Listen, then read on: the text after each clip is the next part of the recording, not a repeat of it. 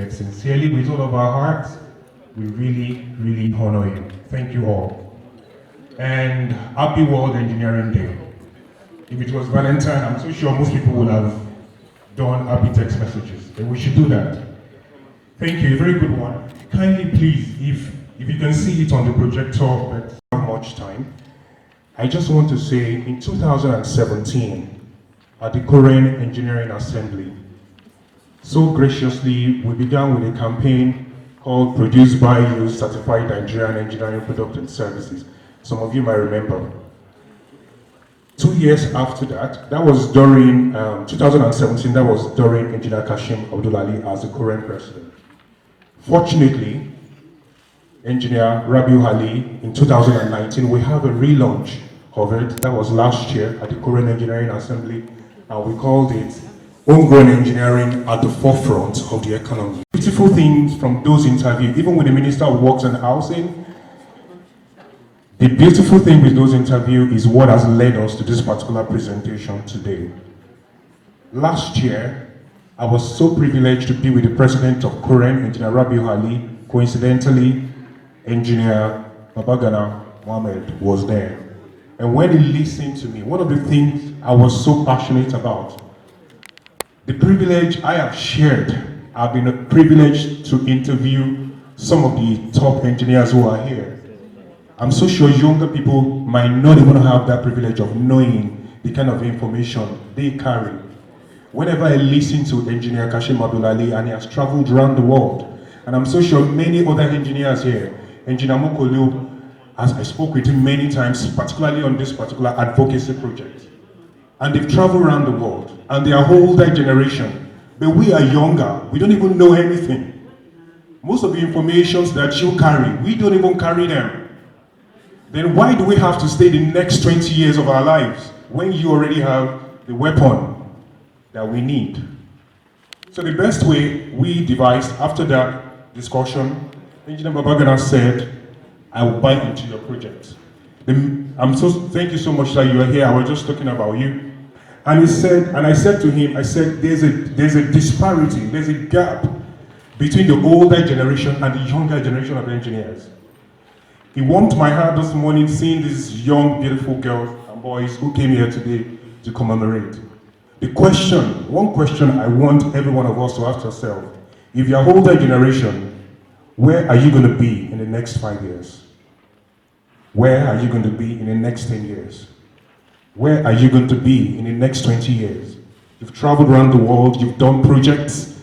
Nigeria couldn't have existed so beautifully without your invention and innovations. The weapon and the beautiful things that you carry, are we not going to take them from you? Are we not going to learn from you? Therefore, we came up with homegrown engineering into STEM and artificial intelligence. Very quickly, STEM is just science, technology, and maths, for those who might not know. AI is simply artificial intelligence. I'm so happy Engineer Shehu came on board just now, and I saw you on TV this morning, and Engineer Babagana, when you were on NTA this morning. And seeing your presentation, sir, you talk beautifully about what we want to do right now. Kindly, sir, STEM and AI is the future of the world. I've seen most of my mates. I actually came up, my original field is mechatronic and robotic, mobile and secure cloud computing. And I see a way in which the older generation can actually mentor we, the younger generation. I see a way in which we, the younger generation, can actually develop and make mistakes, and you can spank us and correct us, and we can move forward. This is true STEM and artificial intelligence. Kindly, please, we are begging you for a summit. Sir, you've said you want to work with the President of Korea. Engineer Babagana, please, as we've discussed, we've moved date on this summit several times from last year.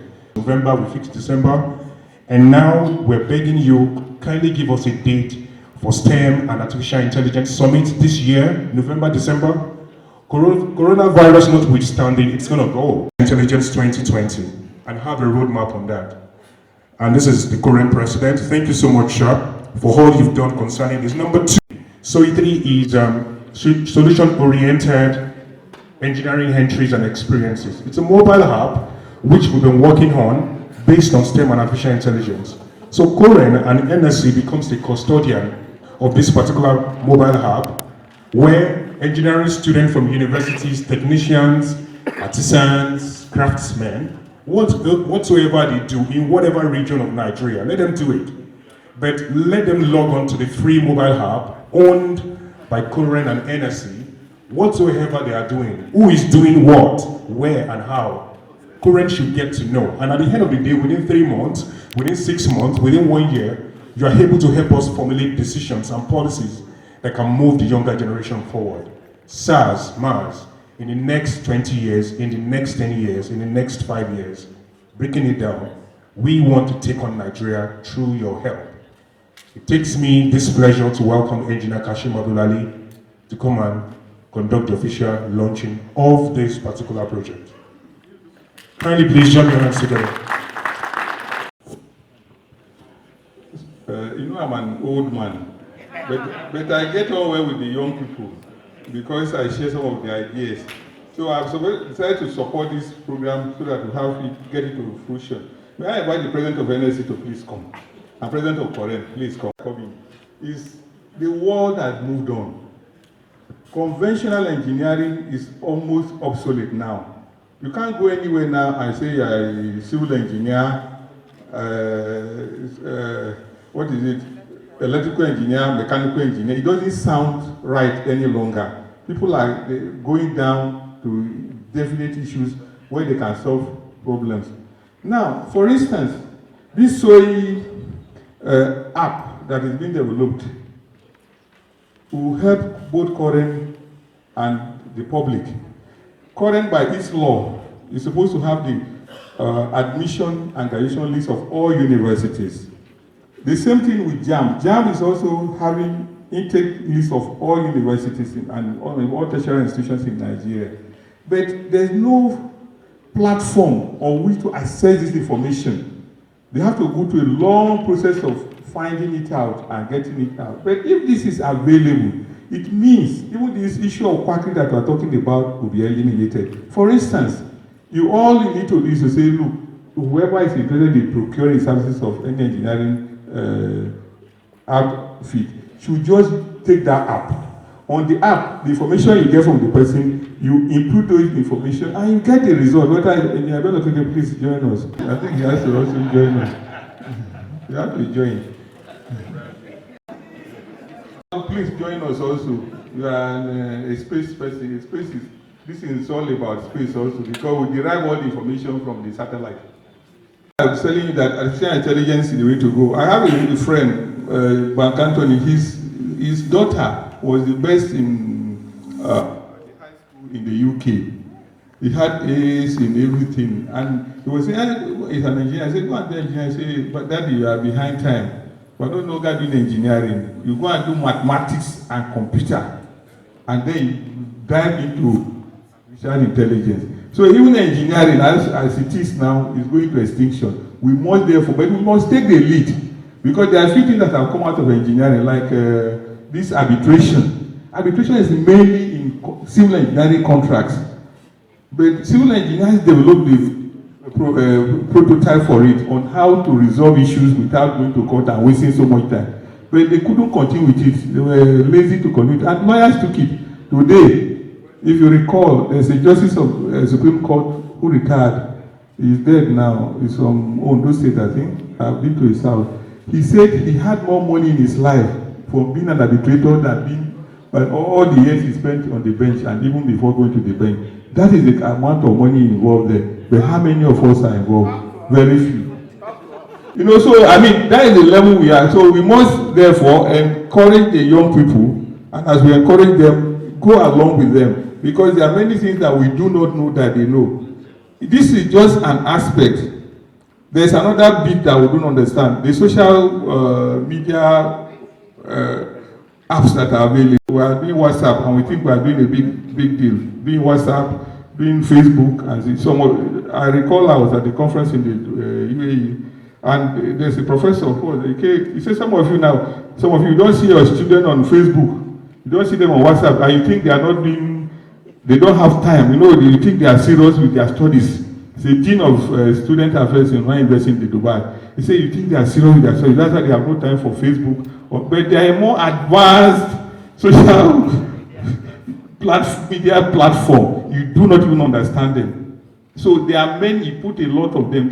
Today there are more than 100 platforms that we, the so-called old people, do not even understand, let alone do. They can transfer, no matter how bulky a document is, they have free platform they can use to transfer them. They can do anything. In fact, simple thing like even music. There's an app now is available. If you listen to a particular music, you don't even remember the name. You use that app, it will tell you the name of the artist, everything about the music. Just by playing it, putting the app while the music is playing, it will pick it and give you the whole thing. All manners of things. How many of us think there's money in this? Finally, I will end with a small story, brief one. Some young people graduated from school. They did not know what to do with their degrees. They used to sit down every morning thinking about what to do. No job, nothing to do. But they realize that every day they sit down like that, at a point they become hungry, they go and eat. So they keep going to, you eat burger today, you want to eat something else. So they keep finding places. So they say, look, every day we need to eat and we'll have to struggle finding where to eat. What if we compile the list of all these places we are going to? And they created what we call eat.com. You can Google it, eat.com. Eat.com started from little or no investment. As at 3 years ago, it was worth £4 billion. £4 billion, and is operational in 12 countries. They have never been to most of those countries. But the point I'm making here is that when we were in Australia, they made a presentation. One of the biggest construction firms in UK, MACE, M-A-C-E, check it out also. It is worth £4 billion, and they are happy that they have £4 billion. But these people that have no office, no nothing, they have two young boys that at the age of just a little above my son's age, they are worth £4 billion.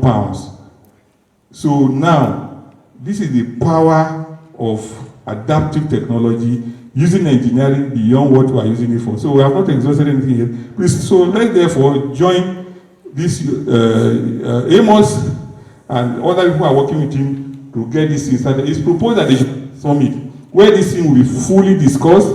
Young students from the universities will be brought, they'll sit down in the round table and discuss what is available today and what should be available tomorrow.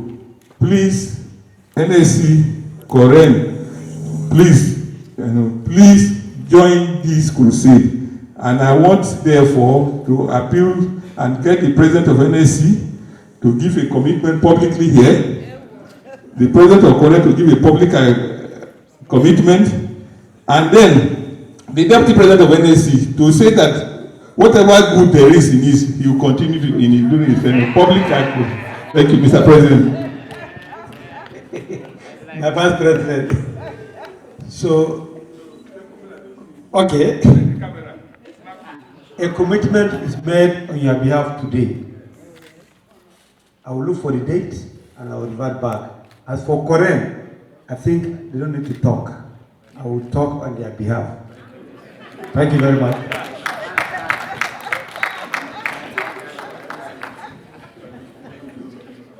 I will make sure that whoever is going to be my deputy must be committed to this.